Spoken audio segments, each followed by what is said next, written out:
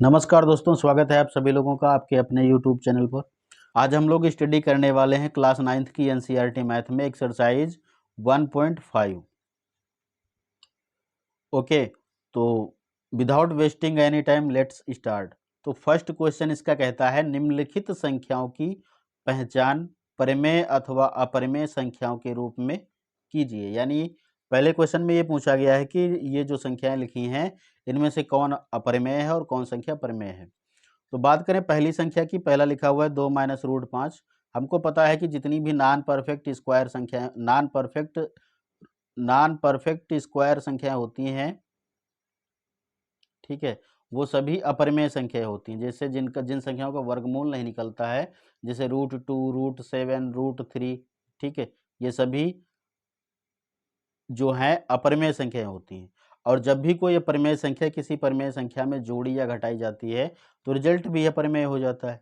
तो ये संख्या जो है ये हो जाएगी अपरिमेय संख्या, अंग्रेजी में बोलें तो इर्रेशनल नंबर। ठीक है, ये कैसी हो जाएगी? अपरिमेय संख्या हो जाएगी। दूसरा ऑप्शन इसका कह रहा है 3 + √23 -√23। तो यहाँ पे देखो जब ब्रैकेट खोलोगे तो ये हो जाएगा 3 + √23 और -√23। अब √23 से √23 हम माइनस कर सकते हैं तो कुछ नहीं बचेगा, यानी बराबर में क्या बचा? 3 बचा। तो 3 जो है वो कैसी संख्या है? परिमेय संख्या है, क्योंकि केवल 3 है ना, तो ये परिमेय संख्या हो जाएगी। अब बात करें इसके थर्ड ऑप्शन की, तो क्या लिखा है? 2√7/7 तो यहाँ से भी हमको 7 हटा देंगे, 7 1 जा 7, 7 1 जा 7, तो ये निकल के हमको मिलेगा 2/7 यानी 2/7। तो ये भी एक क्या है? परिमेय संख्या है। कैसी संख्या है? परिमेय संख्या है। और 1/√2, तो √2 तो अपरिमेय है, तो पूरी संख्या अपरिमेय हो जाएगी, यानी ये भी क्या हो जाएगी? एक अपरिमेय संख्या अपनी बन जाएगी। ठीक है, लास्ट ऑप्शन जो इसका है 2 पाई, तो 2 तो परिमेय है लेकिन पाई अपरिमेय है। एक बात ये याद रखना, जो पाई है वो एक अपरिमेय संख्या है, लेकिन जो पाई की वैल्यू होती है 22/7 एक परिमेय संख्या है। ऐसा इसलिए होता है कि जो पाई का मान है ये एक एस्टिमेटेड वैल्यू है, यानी ये वास्तविक मान नहीं है, अनुमानित मान है, तो इसीलिए अनुमानित होने के कारण ये परिमेय हो जाती है। ठीक है, और ये क्या है? ये अपरिमेय है। तो 2 पाई मिलकर क्या हो जाएगा? अपरिमेय संख्या हो जाएगी। ठीक है, बात कर लेते हैं प्रश्न संख्या 2 की। तो दूसरे प्रश्न में लिखा है निम्न व्यंजकों को सरल कीजिए। इसको आसान करना है, सरल करना है। ठीक है, तो यहाँ पे क्या है? बीच में कोई साइन नहीं दिख रहा है, तो मतलब ये है कि हमको इसकी मल्टीप्लाई करनी है। अब देखो गुणा कैसे करनी है, ध्यान से सुनो, ध्यान से समझो। जैसे ये 3 है, सबसे पहले हम 3 की गुणा करेंगे 2 से, तो यहाँ पे क्या हो जाएगा? 3 दूना 6 हो जाएगा। फिर यहाँ पे 3 की गुणा करेंगे √2 से। अब इस गुणा के बीच में निशान भी लगाना है, तो 3 के पहले प्लस माना जाएगा, और यहाँ इससे पहले भी 2 है, 2 के आगे प्लस है, तो ये प्लस और प्लस प्लस रहेगा। 3 और √2 की गुणा हो जाएगी 3√2।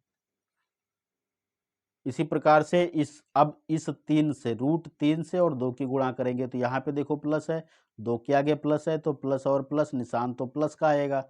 2 और √3 की गुणा 2√3 हो जाएगी।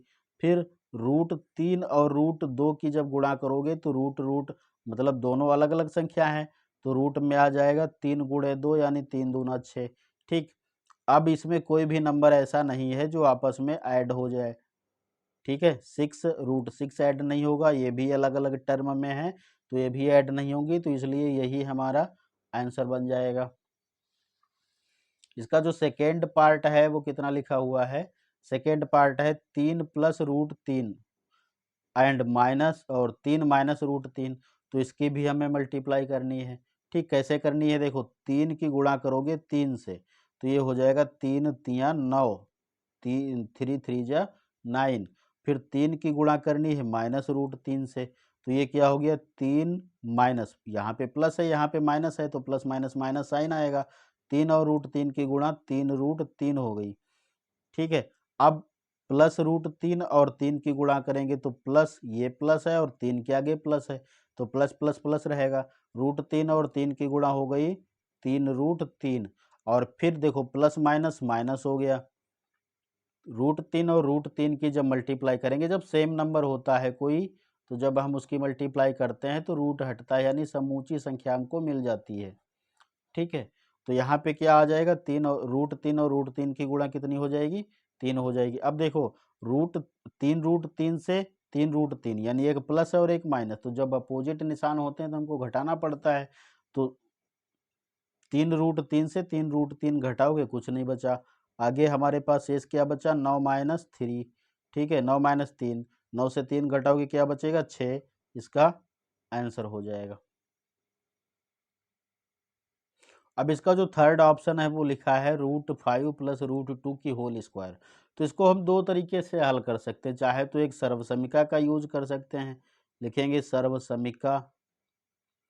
एक सर्वसमिका आपने पढ़ी होगी, a + b की whole square equal to a² + 2ab and then plus b²। तो इस सर्वसमिका के यूज से भी हम इसको लगा सकते हैं, हल कर सकते हैं। तो क्या हो जाएगा, इसलिए √5 + √2 की होल स्क्वायर बराबर, देखो a² लिखा है, आप a इसको मान लो और b इसको मान लो। a मान लो √5 को और b मान लो √2 को। उसके बाद में इसको इस तरीके से बढ़ा के लिख दो। यहाँ पे क्या लिखा है, a² पहले है, तो a² की जगह पर हम कर लेंगे √5²। फिर देखो क्या है, 2ab है तो 2 फार्मूले से हो गया, a की जगह पर √5 आ गया गुणे में, और b की जगह पर √2 आ गया। फिर आगे b² है तो b की जगह पर √2² आ गया। ठीक है, अब यहाँ पे रूट पे स्क्वायर लगा है, तो जब किसी भी, अभी हमने बताया था, किसी भी रूट को 2 बार आपस में गुणा करते हो, उसके नीचे का आधार समान है, तो हमको कंप्लीट नंबर मिल जाता है, यानी 5 आ जाएगा। यहाँ पे क्या आ जाएगा, 5। और यहाँ पे हो गया √2, ये हो गया √5 और √2, यानी √5 और √2 की जब गुणा करेंगे तो हो जाएगा √10। और इधर हो गया 2, पूरा पूरा क्या मिल जाएगा, 2। तो 5 और 2 हो गया 7, और यहाँ पे हो गया 2√10। ये इसका आंसर बन जाएगा। इसका जो फोर्थ वाला पार्ट है, चाहे तो आप इसको इसी प्रकार से हल कर सकते हैं या सर्वसमिका पर भी कर सकते हैं। तो अगर जो हम इसकी सर्वसमिका का प्रयोग करें, इसकी सर्वसमिका क्या होती है, a - b और a + b, a - b और a + b बराबर हो जाता है a² - b², सिंपल तरीके से। तो इसलिए ये हो जाएगा √5 - √2, और यहाँ पे √5 + √2 बराबर, कुछ नहीं करना आपको, बस इतना लिख देना है, a² - b², यानी a² की जगह पे क्या हो गया, √5², और b² की जगह पर क्या हो गया, √2²। तो 5 की जब 5 पे स्क्वायर लगा √5 पर, तो रूट हटेगी, 5 बचेगा, यहाँ पे 2 बचेगा, 5 से 3 घटा लेंगे तो 2 घटा लेंगे तो क्या बचेगा, 3 बचेगा। ये आंसर हो जाएगा। ओके।